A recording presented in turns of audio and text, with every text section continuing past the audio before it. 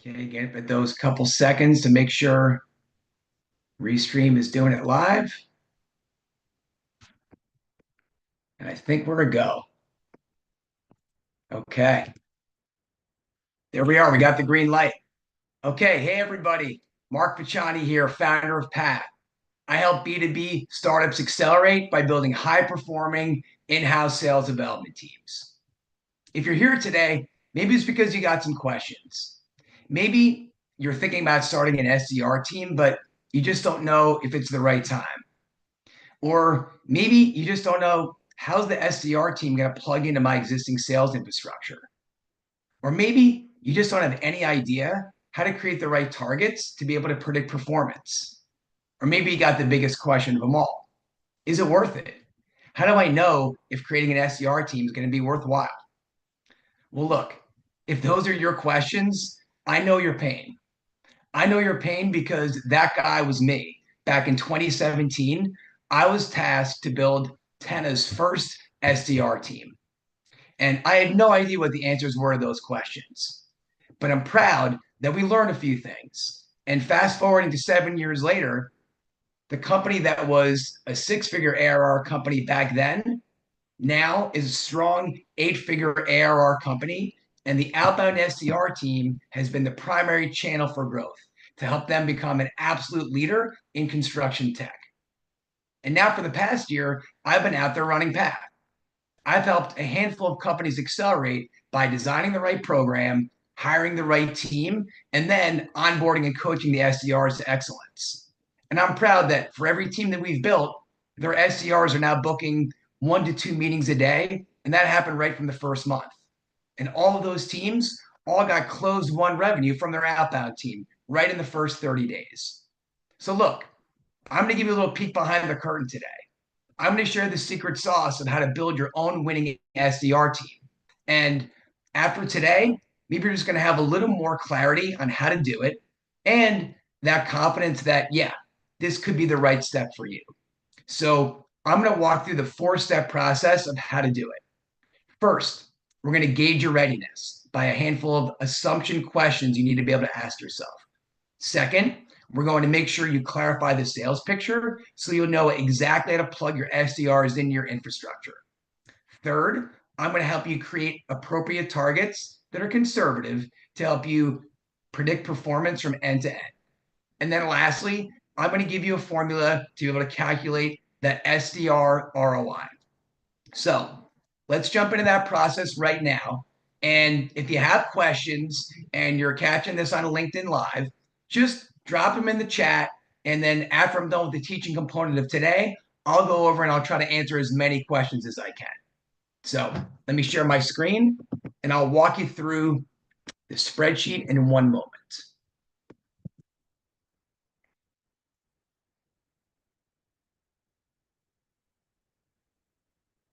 Okay. So right now, hopefully you're seeing the foundation assumptions. There are 5 key questions you've got to be able to ask yourself, and you've got to be honest. And if the answers are yes to all 5, then you know it's the right time to be able to build your own SDR team. So the first is, do you have product market fit?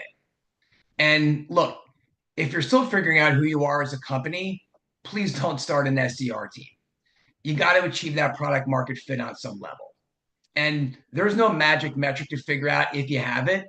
But I would say a good clue would be, I've got some data points. If you've got 10 customers and a couple of them are raving fans that have given you some great testimonials, then yeah, you've probably achieved some level of product market fit. But if you're not there yet, go figure that step out first. Next, product functionality. You got to be beyond beta testing. So I know product market fit, these two go hand in hand, but make sure you've got core functionality.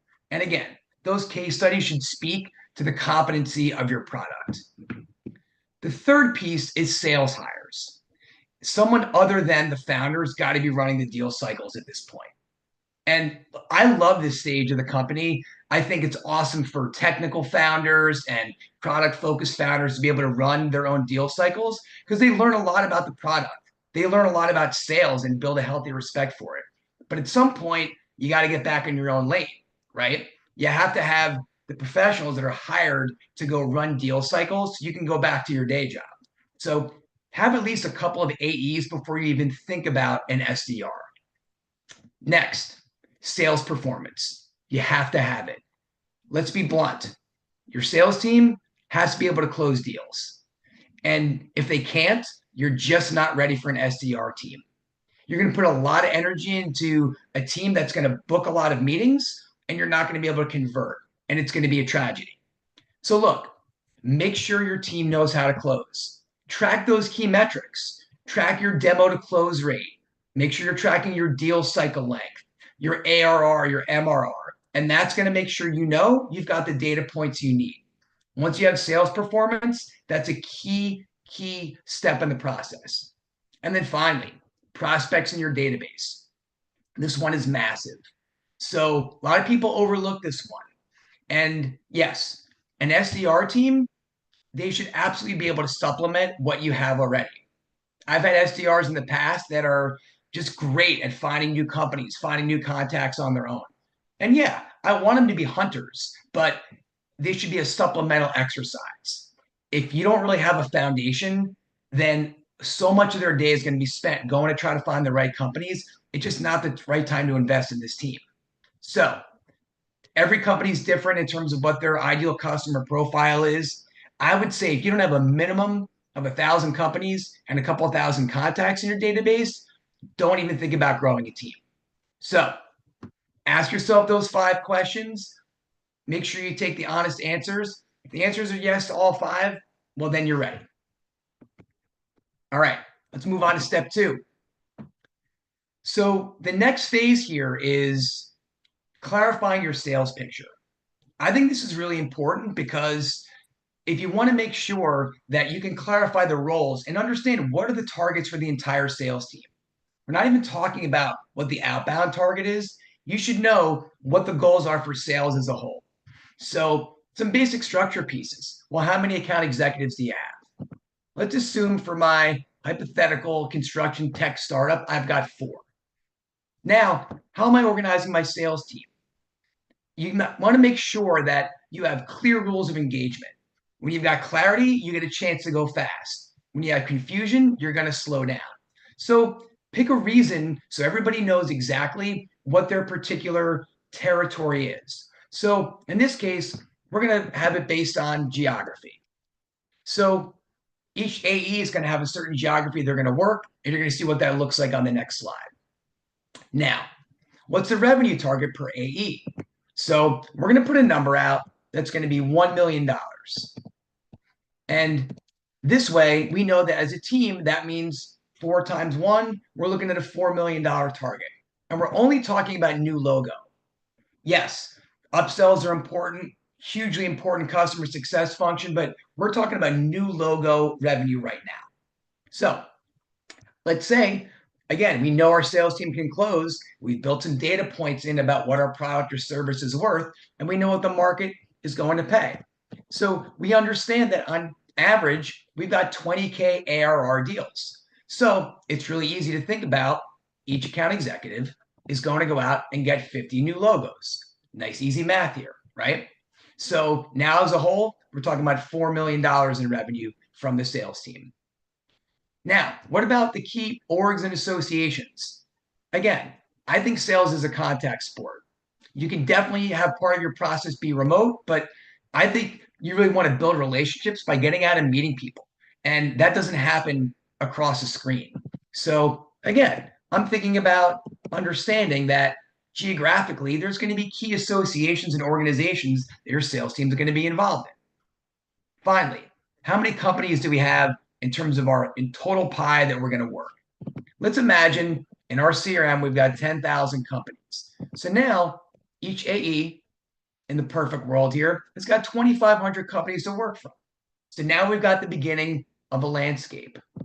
So when I go to my team structure here, you can see I've got 4 account executives. Each has their own geographical territory. One's working Pacific Mountain, one's working the Midwest, one's got the South, one's got the Atlantic. Each one has 50 new logos of those 2,500 companies, and the total number is going to be $4 million. And yeah, 50 new logos. They're going to get a couple of weeks off. So one deal a week per account executive. And you can see here, as I'm fleshing this out, the numbers are important, but I want that qualitative piece too. And so in construction, local AGC chapters are going to be important. Local NUCA chapters are going to be important. And now we're getting an understanding of how this sales team is going to function. So we've established that. We have rules of engagement. We have an understanding of what the parameters are for each person to work. Now we're ready to plug the SDR team in. This is step 3. So let's dive in and get the data points, because now we're moving into activity that's going to tell us about the performance of the team. So, handful of different questions here. Well, how many SDRs do I want? Well, part of this is going to be quantitative. And yes, we're going to work the numbers on this next. But there's also some qualitative things I want to think about. What's the right ratio for good collaboration? Look, in my experience running teams, in the perfect world, you have a one-to-one relationship. But maybe you're not quite there yet. So you want to have, again, conservative estimates. So I would say let's start with a 1-to-2 relationship. We're going to have 2 SDRs to support my 4 account executives. This way, we're still going to have conversations and we're still going to have good collaboration to get that synergy. Next, how many companies are assigned to each SDR? I think about that from a couple perspectives. First of all, we know that each AE is working 2,500 companies. So yes, each SDR will be responsible for 5,000. How they work through those is a whole separate topic for a different time, because you definitely don't want your SDRs and your AEs reaching out to the same companies at the same time. Obviously, that's where this is both an art and a science. But we're going to put that number at 5,000. And yes, I'm also going to talk about, well, how many companies do you want to contact in a year? I want to make sure as an outbound team, we're going to try to touch everybody at least once. I'd love to be able to hit them 2, 3, or 4 times, but that's a minimum standard. And you'll see how that math works on the next slide. Now, how many calls a day per SDR? Love this question. So much debate over what's the right number. And look, that's going to depend on a variety of factors. A lot of it's going to depend on the quality of leads and the quality of your tech stack. But so I'm not going to be able to get into all the minutiae of that today, but here's a real simple way to think about it. Let's imagine I have a decent tech stack and we know I've got these 10,000 companies. Well, I also want to think about, how do I envision this job? What's the day-to-day going to look like for the SDR? And yeah, I should think about them having 70% of their day making outbound calls. That's the primary goal of this job. So it's reasonable to think that they could make 10 calls an hour. And so if they're calling for 5.5 hours a day, that's going to be 55 calls per day. Conservative target to start. And yeah, my AEs are also going to do some outbound work too. Just because I have this SDR team doesn't mean that they're going to stop doing their own prospecting. But let's reserve 75% of their day for what they really want to dive into, and the good stuff of running demos, doing deal follow-up, going to those events. So it's reasonable they can still make 20 calls a day, right? Couple hours a day, 100 calls a week. Now, some of the performance targets. And look, here's the reality. Maybe you don't know the answers to any of these because you haven't tracked activity yet.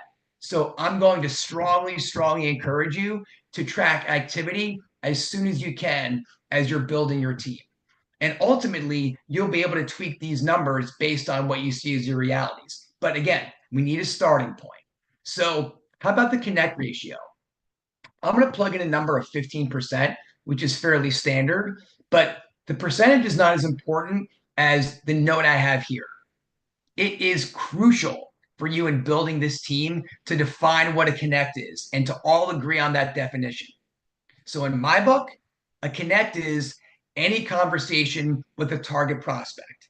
So if I'm calling the C-suite, that means those CEOs and CFOs and owners and COOs, whether that conversation is 2 seconds, 22 seconds, 222 seconds, that's a connect. And for me, it's not a gatekeeper. But again, we can debate that till the cows come home. So as long as you have that definition, you're good to go. Next, connect to demo ratio. I love this statistic because to me, this is the #1 metric that shows the health of your outbound team. When you get in those conversations, can they actually book demos? So let's put out a fairly conservative target that for every 10 conversations, you're booking a demo. Now, as you move down the line a little bit here, there's also three more key metrics. Hold rate. So look, book meetings are cool, holds are a lot cooler. I'm going to put out a 70% number, which always was a fairly standard number for us. And I encourage you to put that out there too. Look, if you're hitting 75 or 80, awesome. You must have a really tight outbound process and a great confirm process. But you may find that you're 60, maybe you're even 50, or God forbid, you're lower than that. And you need to tighten that up. But you want to plug in a number here that's a reasonable standard as a starting point. So, demo to close rate. We established your sales team must be able to close. And so, also going to get a wide range depending on the complexity of your product, the maturity of your sales team, how long you've been around as a company. So, yeah, you early stagers out there, maybe it's going to be 10%. For more advanced sales teams and more mature products, maybe it's closer to 30. But look, I've even worked with teams that are blessed to have over 40% of qualified demo to close. But let's not put in really aggressive numbers. Let's go with 25%. So it's a 1 in 4. And then finally, we got deal cycle length. So let's plug in a number of 60 days because that's going to be a reasonable target for a 20K ARR. So now we're about to get into the juicy stuff. All these data points, let's take a look at the landscape of how this is all going to play out. So here we go. We have a spreadsheet here. We have the entire landscape, and we're going to work from left to right to go from activity to the results. So you can see a couple of SDRs supporting account executives. And yes, you've got the 10,000 companies that they're working. I'm going to skip over companies contact a month for a second. You're going to see why. But now we have the calls per day. We're thinking about a 20-day month, so 1,100 for SDRs and 400 for my AEs. So then you're going to be like, Mark, well, why is it 260? How do you get to that number? A really important part of this process is figuring out the mechanics of how I reach out to my prospects. So for the simple math of it, here's what I'm going to do. I'm going to assume I want to have a process that's both repeatable and simple. So my SDRs every 2 weeks are going to reach out to a batch of 110 companies. So let's call Group A. There's 55 companies they're going to call on Monday. And yeah, for the sake of math, I'm assuming there's one contact per company. On Tuesday, they're going to call 55 companies. Let's call them Group B. And they'll keep alternating that sequence over 10 days. So each company will be contacted 5 times. So now at that pace, at the end of the month, you'd imagine they reach out to 220 companies. So where does 260 come from? Well, if anybody's ever worked outbound, you know what happens, right? This perfect website that looked great, you call the company and they're out of business. Or you call them up, you thought they were the perfect fit, and it turns out it's completely different. They're not a fit for your company. So you have to assume a little bit of attrition. You're going to have different companies that drop off. And so I think it's reasonable to think that 2 companies a day, you're going to find out they might be DQs. So then what do the SDRs do? At the end of the day, when they have that time, they're going to supplement and go find some new companies. You're also going to find some new contacts. You're going to call someone, and guess what? That CFO no longer is at that company. You need to do a little bit of hunting. So that's what's going to count for that. 2 extra companies a day over the course of 20 days, you're probably going to reach out to more like 260 companies a month. And then look at that. Over 12 months, we're going to be about 10,000 companies doing all our outreach. So we've touched every company in our database at least once. So let's get into the good stuff because I know you want to get to the performance to see how the revenue works. So 15% connect rate, 10% book connected demo. Yeah, we're rounding up for simple math. And with the 70% hold rate, that's going to produce 12 demos. And now look at what we've got on closes. You're going to get about 100 deals from outbound at this pace. So you might be thinking, Mark, well, why isn't it higher? Well, you have to remember, the demos you book in January are going to close in March. The demos you book in February are going to close in April. There's that 60-day lag time, right? Demo to close. So you're going to see about 29 deals from outbound at this pace, about 2.4 per month. And so now here we go. At that rate, you're going to have about $2 million in outbound working with these targets. So now you're starting to get an understanding of what this outbound team can produce at this rate, as well as having the AEs do the outbound work. But now we got to get to the big question. Here's the grand finale. Is it worth it? Let's go to the next slide, and I'm going to walk you through that process to understand, to see the final piece of the puzzle. All right. So if you're still with me, you might be noticing, well, Mark, on the prior slide, it was 29 deals and it was 577K. Well, for the sake of this here, let's just make it easy.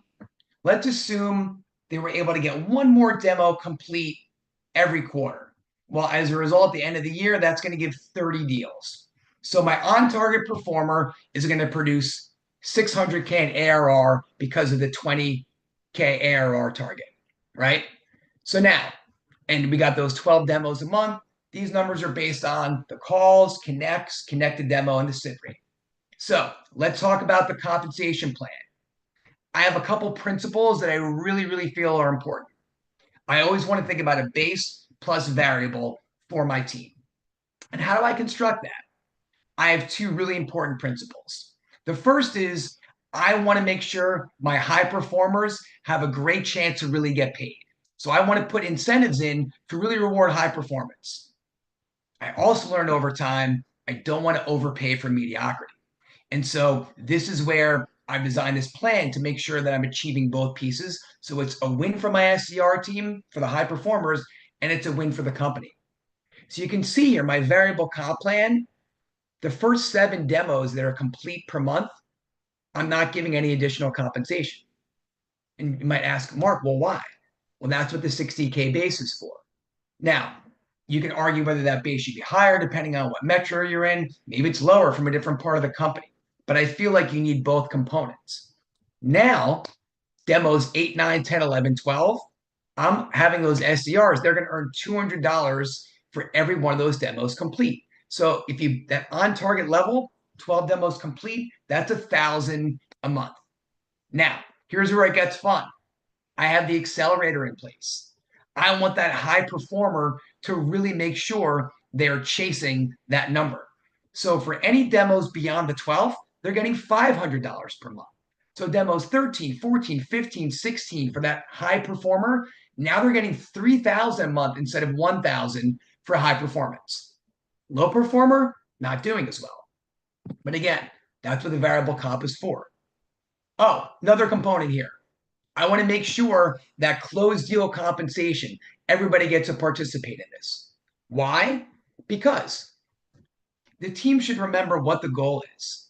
They're not in the business of booking demos. Yes, that's their primary objective as a role, but you're in the business to build customers. You're serving people with your product or service. That's what it's all about. So I absolutely want to make sure that my team understands that that's the end goal and they should participate in those wins. So at 1% of the average deal size, I think that's very reasonable for them to be able to participate in that amount.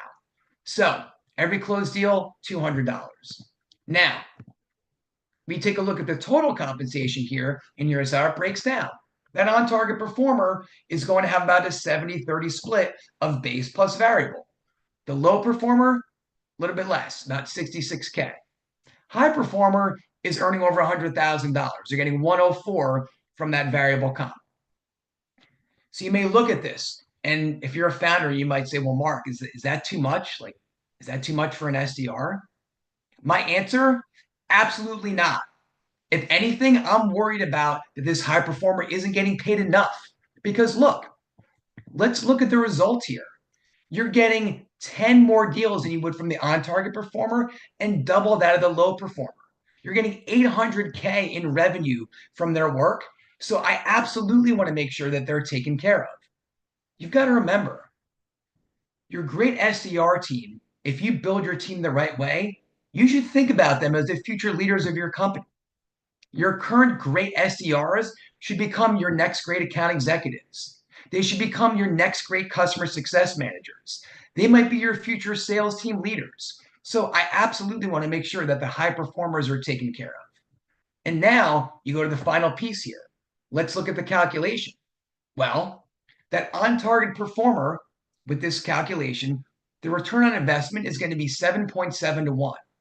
And the same for the high performer, 7.7 to 1. The lower performer, it's going to be less. They're making about 66, but they're producing 400K in ARR. So that's really easy to be able to calculate just by dividing revenue by total comp. So if I took the blended average of those three, and I know that's different because we had a 2 SDR model, but you can see here, if I had a high, an on target, and a low performer, that would give me a return on investment of 7.2 to 1.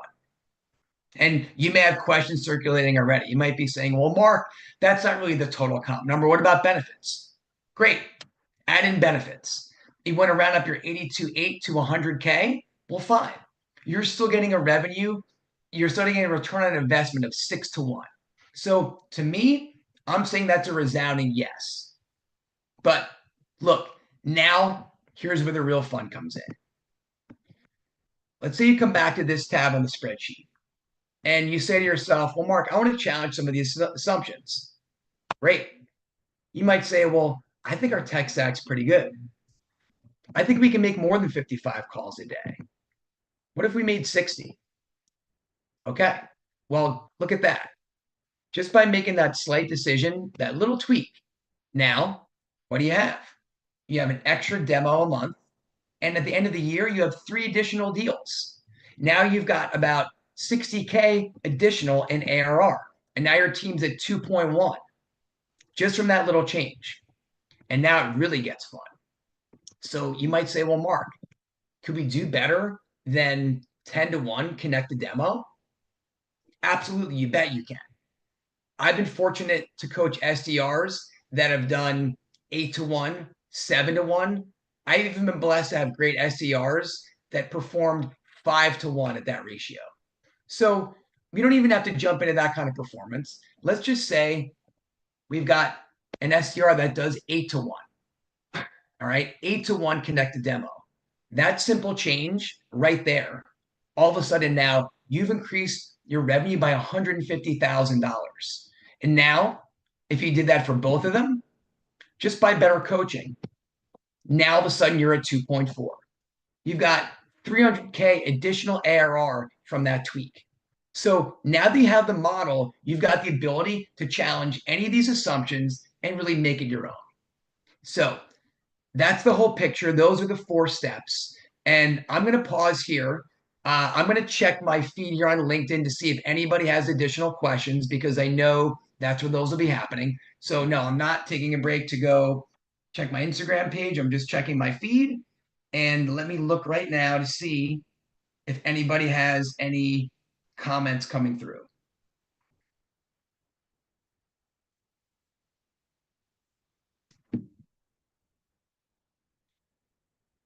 Okay.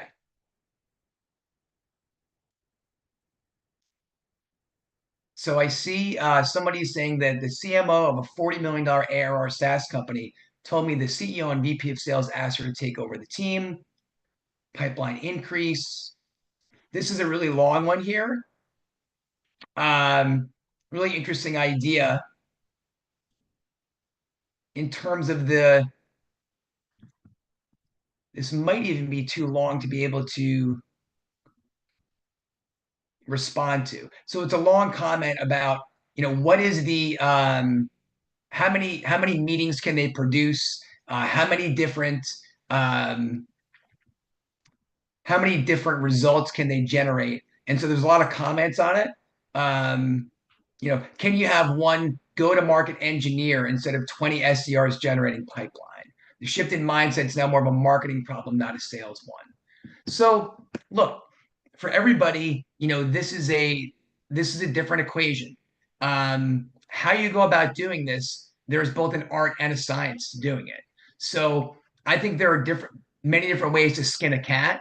I have strong belief in this model because I've seen and helped it work for several companies. And so now having that foundation of outbound, I think is just a winning way because you're always on offense. You always have the ability to be able to generate new conversations because you're not waiting around for inbound or some other people to be able to respond to you.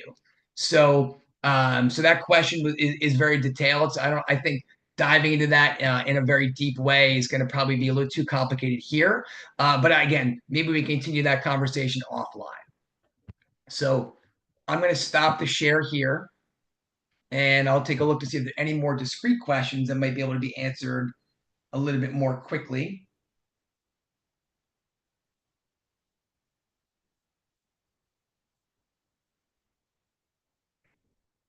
And it looks like there are really no more questions at this point. So let's just wrap it up and I'll send everybody on their way. So let's review 4 steps of how to create your own winning SDR team. First, make sure it's the right time. Go through those 5 foundation questions and establish that, yes, you're ready to go. If the answer is yes and you're honest to all of them, it is the right time. Number 2, clarify your sales picture. Make sure you're understanding what you're building as a team and what you're striving for. This way, you know how to plug your SDRs in seamlessly your infrastructure. Third, think about those targets.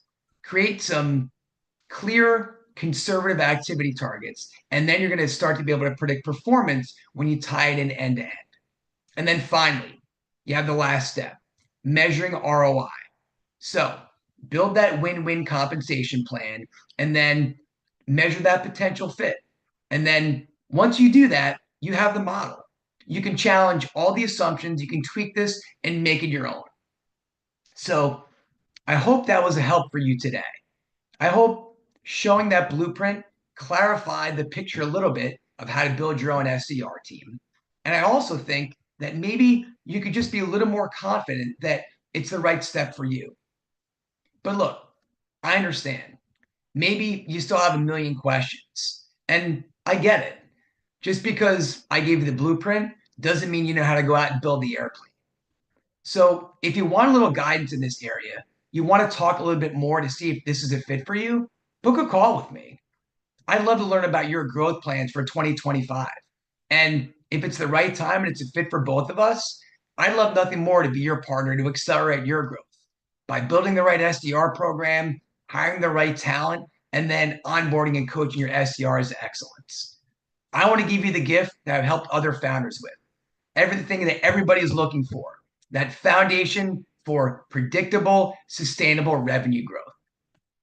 So, everybody, I want to say thank you so much for joining me on this Friday. If you have more feedback, you have more questions, I'd love to keep engaging in the chat and have a great rest of your Friday. And I wish you the best of luck on